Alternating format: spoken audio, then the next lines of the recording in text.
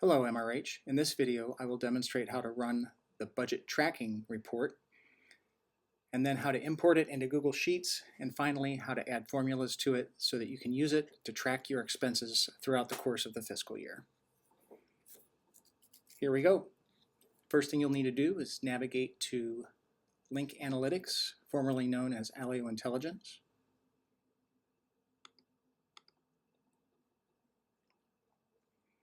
Once you've logged in, come over here to the top left corner and click on Documents. Then come down here to the bottom on the left side, click on Folders. Inside of the public folder, double-click MRH, then double-click Budget Reports, then locate the Budget Tracking Report. Double-click it to open. As soon as it opens, it will refresh itself. You don't need to change anything here.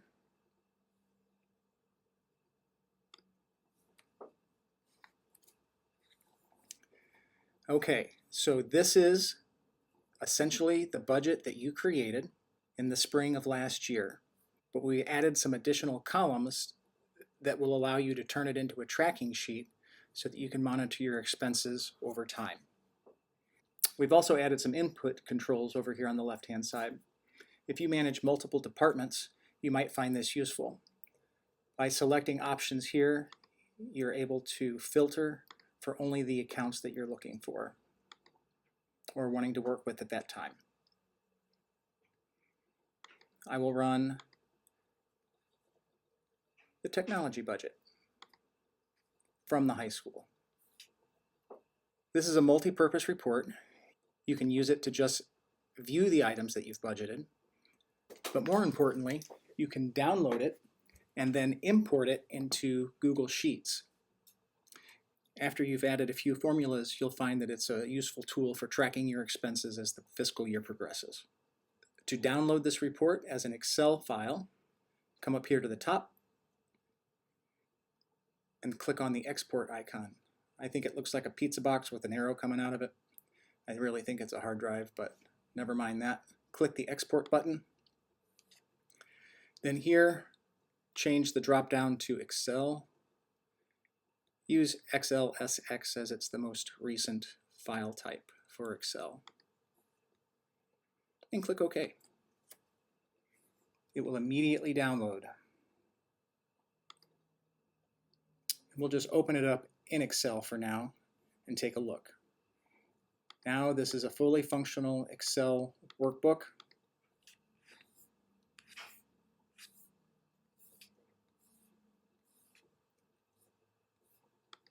From here, we need to get it into Google Drive. I'm going to go ahead and use my Fiscal 25 Budget Development folder. You can locate this folder wherever you'd like within your drive or a shared drive. Just click New, New Folder, Fiscal 25 Budget.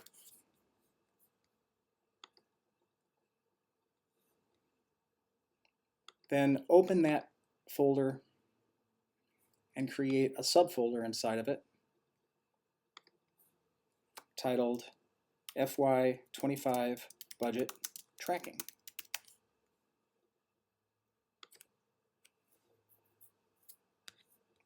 Once you're here, open that folder, click on New, File Upload, locate the file you just downloaded from Link Analytics, and click Open. Alternatively, you can also drag and drop the file. It accomplishes the same goal. Here, you can change the name of this file if you'd like. That's not important to the work we're doing here today, so I will just open it. Now we'll add just a few simple formulas so that this will automatically calculate as you add items to it. In the over-under column, which in this case happens to be column H, simply type equals, come over here to extended cost, click that, it'll select that cell, F10, and you will subtract from it the actual. Press return. It will ask you if you want to autofill. That's up to you. In this case, I will say OK. But I will warn you that down here at the bottom, it's gone and extended the formula down here, and we do not want this formula here. We'll take care of that now. So this, you see, is a static number. We want it to be a formula. So just select the contents, type over it, and you see Google Sheets is suggesting that we add a sum formula from F10 to F38. That is exactly what we want to do. So just hit the Tab key, and it will automatically do that. Then grab the handle in the lower right-hand corner of this cell and drag it over 2, and it will replicate this formula into columns G and H. Now, I will click, hold, drag, and select all of the line items in columns F, G, and H, and I'll change the format to financial. This is not a necessary step, but I like to use the format that is most commonly used when it comes to financial tasks such as this. Pay attention here. It looks like some of these have aligned left, which won't work out because your decimal points won't be lined up. It's easy to fix. Come over here to your Align tool and just force everything to the right. Now, anytime you enter an amount, let's say that you budgeted $770 and this item only cost $349.34. Now it's doing the math for you and showing you that this line item has $420.66 of budget allocated to it. So this can be used in other areas if need be. If the item happens to cost more than what you budgeted, which sometimes happens, let's say that the prices for this item went up since the budget was set. Let's say that now it's $813.13. Now you'll see that there's an under. It's gone to the minus. So now you're over budget by $43.13 for this particular line item. Then we have columns for the requisition number, the PO number, the pre-auth number, and the date that the purchase was made or that the rec was entered. Then the scheduled purchase date. This is a really important spot. We all know that the things that we purchase usually fall in particular points in the year. So let's find one of these that we know needs to be purchased in the summer. So IXL, typically that comes due sometime in the summer, which means this is one of the first purchase orders that we need to enter. As you're meeting with your direct report or your supervisor, you can come in here and say, this purchase needs to happen on July 1. So the scheduled purchase date will be July 1st, and we know that IXL, we just need to add a couple of seats. Add 5 seats at the elementary. So now, the next time you come in here, you'll have a note that says, add 5 seats to the elementary subscription, and that subscription needs to be done, or needs to be renewed on July 1st. While tedious, if you do this for each of these line items, you'll have a great idea about when all of these items should be purchased,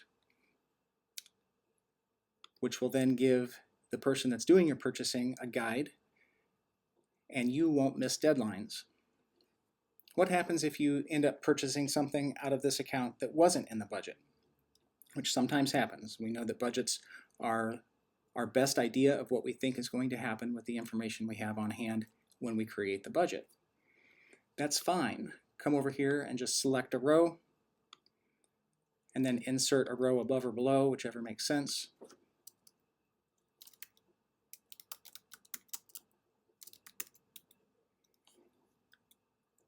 Going to buy 1, and let's say the extended cost is $230. That's the number on the quote that you got, and actual ended up being $229.14. Now what do you do over here? Easy. You just grab the formula above it, grab that handle, and drag it down, and now that formula has been extended down to the new row that you just created.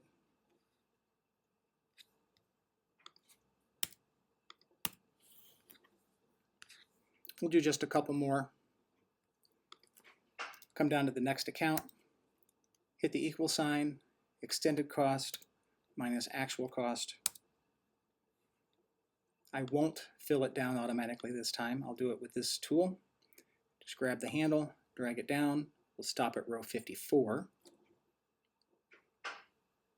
Then we'll come over here, add our sum formula, sum F48 through F54, press return, select that cell, grab the handle, drag it over 2 columns, then go ahead and grab all of this like we did last time.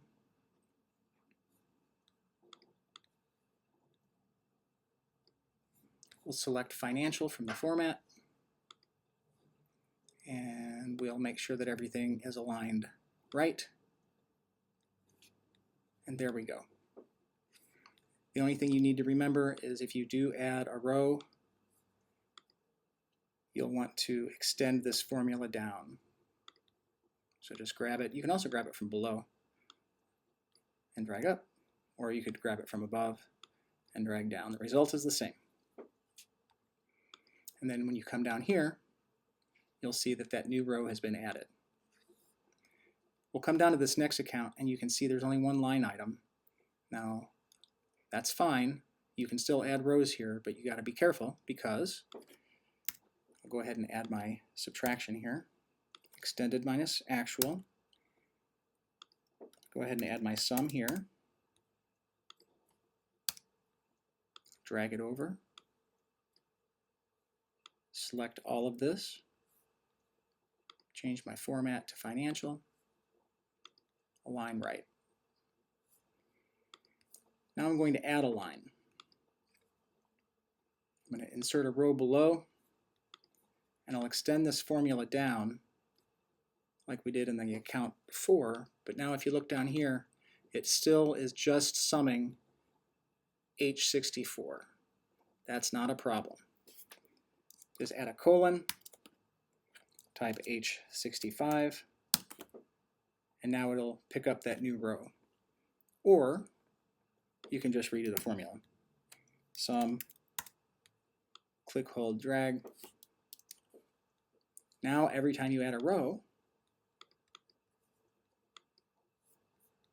this formula will pick up the change. It was H65 and now it's H66. I'll add another row.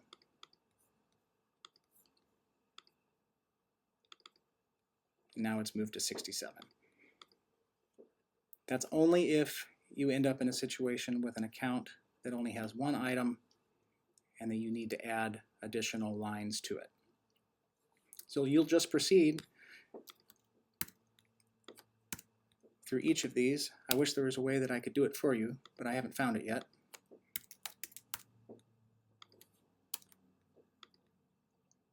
But you'll get pretty quick at this. I almost forgot to select everything. And align right. There you go. That is how you add simple formulas to your budget tracking report. And of course, you can always come over here and add additional formulas or do any calculations or scratchpad work over here that you'd like. You can modify this however you'd like, but it is really important that you record your rec number, PO number, pre-auth number, the date, and especially when you plan to purchase this. Remember that we do close purchasing in March. We do understand that things come up from time to time, and we can certainly address those things as they arise.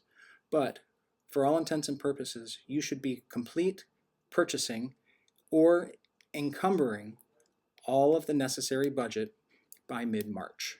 And we'll, of course, communicate that date to you as it approaches. Thank you very much, and as always, reach out to the business office if you need any help.